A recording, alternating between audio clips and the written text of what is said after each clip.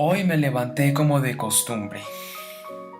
Claro, un rato después de estar tumbado en mi cama por un tiempo más o menos largo, peleando con el despertador que tiraba de un lado con sus alaridos inoportunos y con la almohada que tiraba del otro, seduciéndome con su tibio calorcito y su cuerpo acolchonado, redondito, suave, perfecto. Absolutamente irresistible.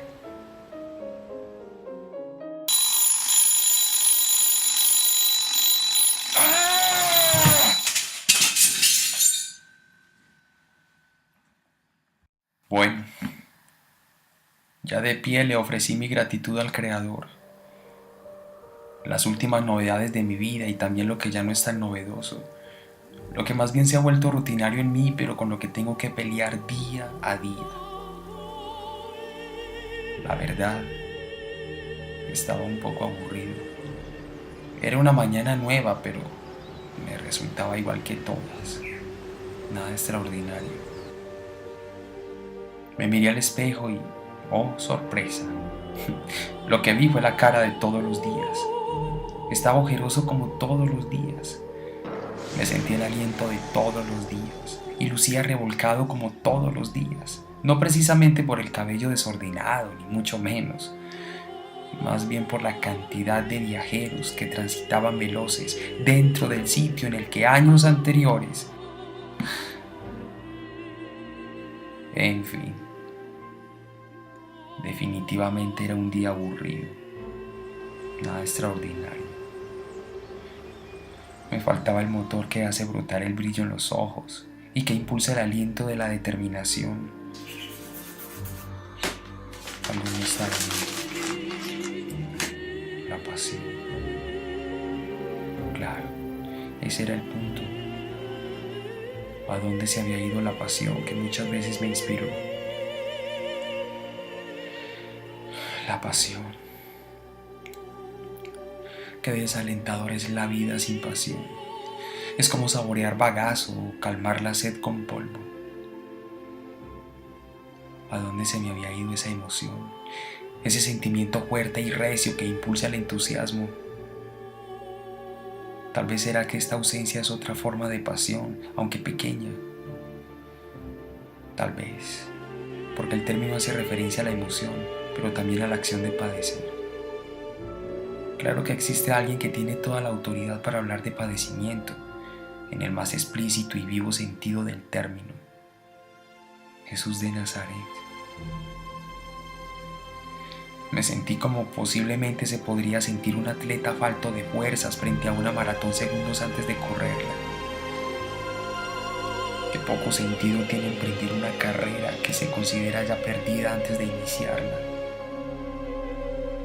Sin embargo, allí estaba yo, despierto, lúcido, saludable, podía escuchar, podía desplazarme de un lugar a otro sin perder el equilibrio. Podía expresarme con palabras de manera coherente y entender lo que otros decían. También podía aspirar el aire fresco de la mañana sin ningún tipo de ayuda externa. Podía ver las formas y los colores a mi alrededor, y como si fuera poco, también podía alimentarme sin tener que recurrir a las limitaciones prescritas por un médico. Se me concedía disfrutar un día más, rebosante de muchas y muchas cosas posibles por vivir. No son estas razones suficientes para dar gracias de corazón, aunque sea en medio de algo ausente en mí. ¿Acaso todos esos regalos que hoy hacen parte de mi vida no son el fruto de un propósito y de un amor apasionado? No recuerdo haber pedido nada de eso, ni siquiera una parte, y simplemente tengo todo. No entiendo. Esta mañana me faltaba la pasión, y sin embargo al parecer Dios se empeñaba en que yo estuviera bien y que además lo supiera. Esa es una muestra clara de su interés cuidadoso y apasionado por mí. explicación puede tener la ciencia al respecto.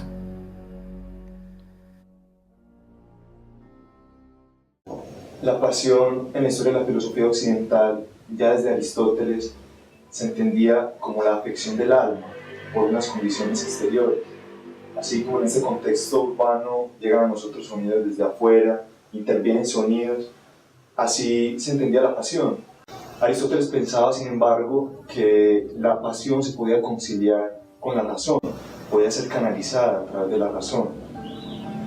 Luego, ya en la época helenística, es decir, en la época de la expansión de la cultura griega, gracias a Alejandro Magno, estamos hablando pues del siglo IV antes de Cristo y de los primeros siglos, ya en la era cristiana, comienzan a surgir algunas escuelas de pensamiento que intentan aterrizar la filosofía a un aspecto más práctico.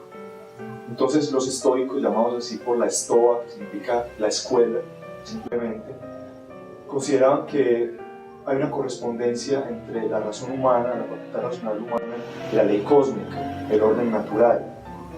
Según ellos, entonces, la pasión interviene en esa correspondencia, en esa armonía entre la razón y el orden natural.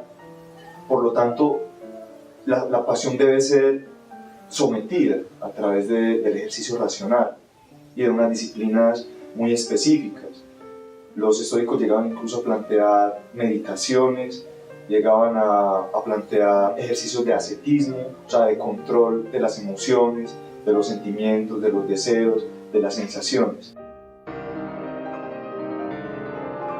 ¿Qué hubiese pasado si Jesús sometiera su pasión a la razón, de acuerdo a la escuela de pensamiento de su época, y no a la obediencia? Posteriormente, ya en la época medieval, es decir, después del siglo V, después de Cristo, comienzan a aparecer otras corrientes de pensamiento, como la escolástica y la patrística.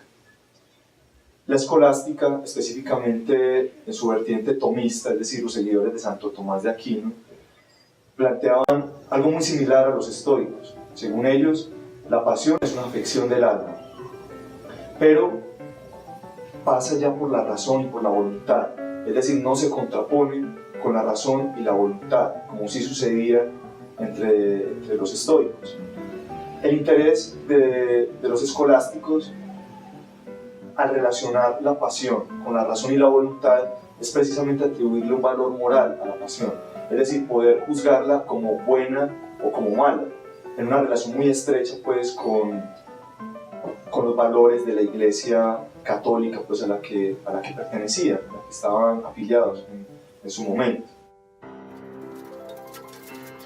Entonces, de acuerdo a esas escuelas, cabe decir que la pasión es un sentimiento intenso que domina la voluntad y puede perturbar la razón, pero también es el entusiasmo que se pone en algo que se hace o que se defiende.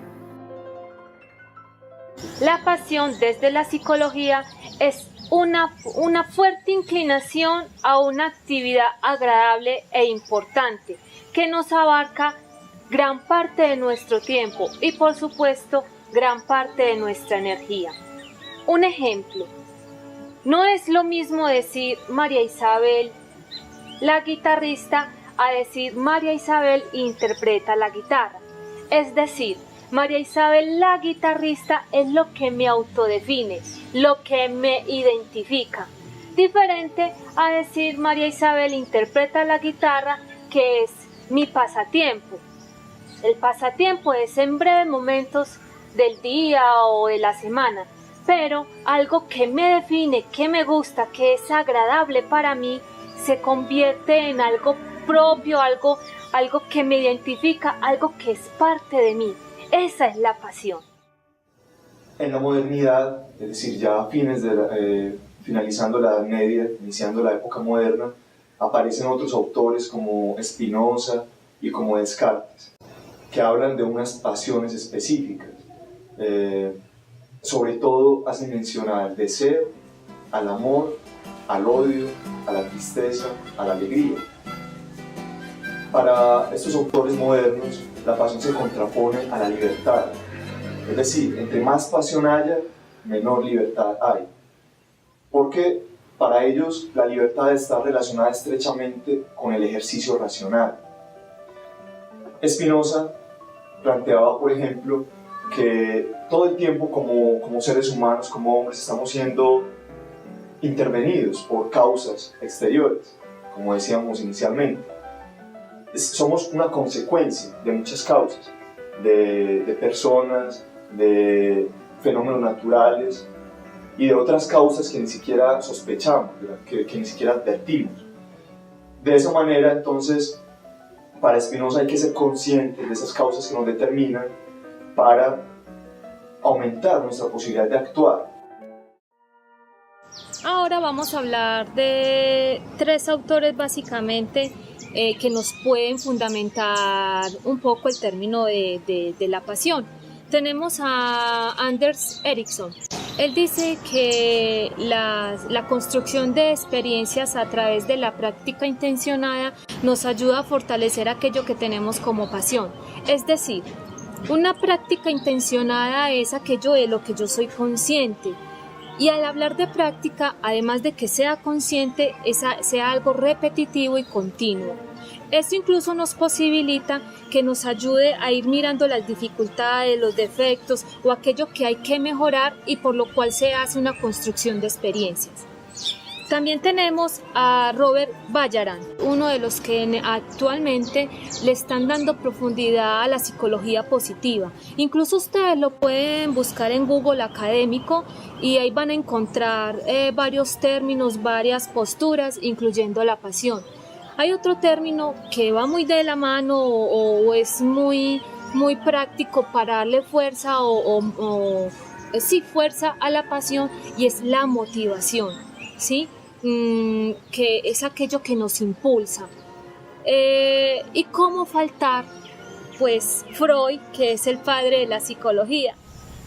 Freud habla de dos cosas. Bueno, habla de muchas cosas, pero para lo que hoy estamos trabajando está la pulsión de vida y la pulsión de muerte. La pulsión de vida es lo que más se nos acerca a la pasión.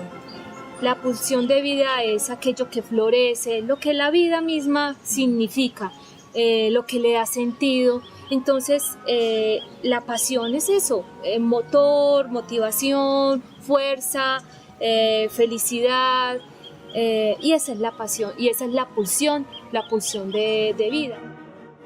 ¿Será posible decir en términos psicológicos que a Jesús lo movió una profunda pulsión de vida al entregar la suya a cambio de la nuestra? Abro comillas.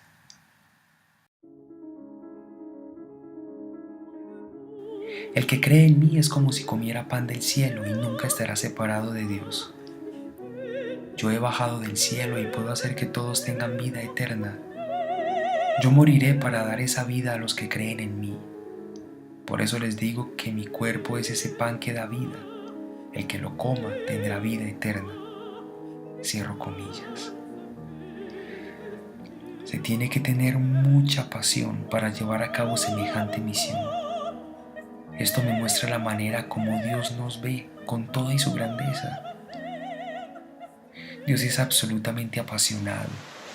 Lo veo reflejado también en la porción de su infinita creación que he podido apreciar hasta el momento. Aparte del detalle, del despliegue de formas, tamaños, variedades y colores, todo funciona y lo hace de manera armónica, con identidad propia, pero también como parte de un todo, como eslabones de una cadena gigante. Eso es sencillamente sorprendente.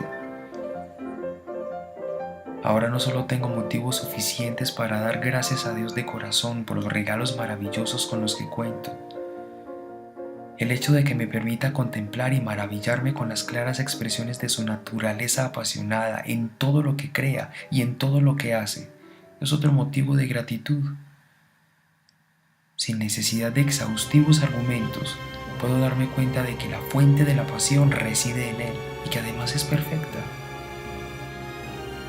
Bueno, en resumidas cuentas tengo razones para preguntarme por mi falta de pasión.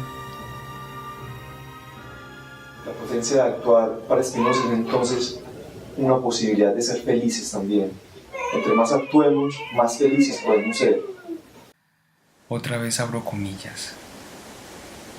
Al ver Dios tal belleza, dijo: hagamos ahora al ser humano tal y como somos nosotros, que domine a los peces del mar y a las aves del cielo, a todos los animales de la tierra y a todos los reptiles e insectos. Fue así como Dios creó al ser humano tal y como es Dios. Lo creó a su semejanza, creó al hombre y a la mujer y les dio esta bendición. Quiero que se reproduzcan, quiero que se multipliquen, quiero que llenen la tierra y la pongan bajo su dominio, que dominen a los peces del mar y a las aves del cielo y a todos los seres vivos que se arrastran por el suelo. También les dijo Dios: hoy les entrego a ustedes toda planta que da semilla y todo árbol que da fruto. Todo esto les servirá de alimento, pero la hierba verde será para los animales. Y al instante se hizo así. Cierro comillas.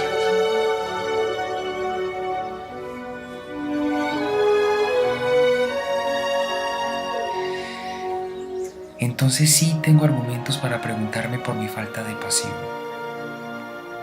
Si Dios es apasionado y yo estoy hecho a su imagen y semejanza, pues entonces yo también debo serlo. Esto me da razones de peso, no solo para dar gracias a Dios por los regalos que tengo ahora, no solo por concederme el gozo de contemplar, maravillarme y aprender y beneficiarme del esplendor de su creación, sino también por regalarme la oportunidad de buscar la fuerza y sobre todo el propósito de mi pasión en la fuente perfecta. A fines de la modernidad e inicios de la época contemporánea, encontramos algunos autores como Hegel que plantean la pasión como una dedicación completa a un fin determinado. En esa dedicación desaparece todo lo demás. La voluntad, los deseos, las facultades completas se dedican a ese fin. La pasión para mí es ese motor que mueve mi vida. Es eso que me hace feliz, que me hace sentir bien. Y como lo decía en la definición, es a lo que no me importa dedicarle todo el tiempo del mundo y por supuesto toda la energía, así esté muy cansada, como es algo que a mí me gusta, incluso ahí descanso, pero eso no significa que sea fácil. Se necesita también esfuerzo y focalización, el foco. Por ejemplo, hay música externa de este ambiente en el que me encuentro, pero esa música a mí no me tiene por qué interrumpir, porque como mi pasión es tan concreta y tengo tan claro mi foco, eso es algo que se vuelve pasajero.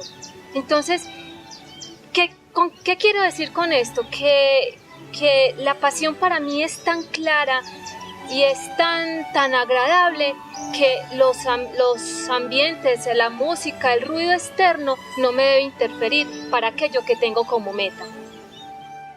De esa manera Hegel dirá que nada grande se ha hecho en el mundo sin la pasión.